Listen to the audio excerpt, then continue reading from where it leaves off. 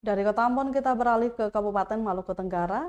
Nikodemus Ubro minta operator desa di Maluku Tenggara harus kerja jujur dan transparan. Penjabat atau PJ Sekretaris Daerah Maluku Tenggara atau Malra Nikodemus Ubro meminta operator desa dapat bekerja jujur, transparan, dan akuntabel.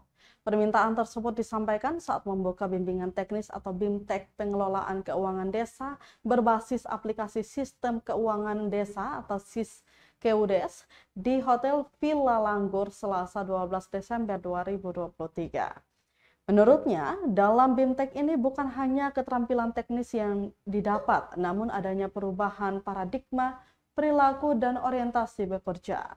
Pasalnya, penerimaan dana desa setiap tahun mengalami peningkatan sehingga perlu mendapatkan perhatian serius dalam penggunaan dana desa.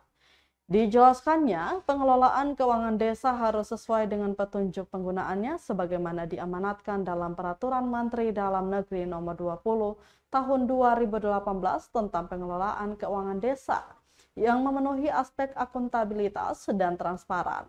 Olehnya itu, Ubro menambahkan guna memudahkan OHOI dalam melaksanakan dan menyelesaikan pelaporan keuangan yang kompetitif dan transparan, maka BIMTEK ini digelar untuk menjawab kebutuhan kita bersama, mewujudkan Malra yang lebih kompetitif.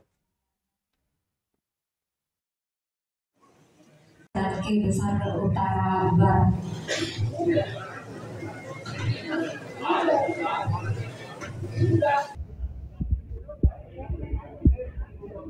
Adakah operator?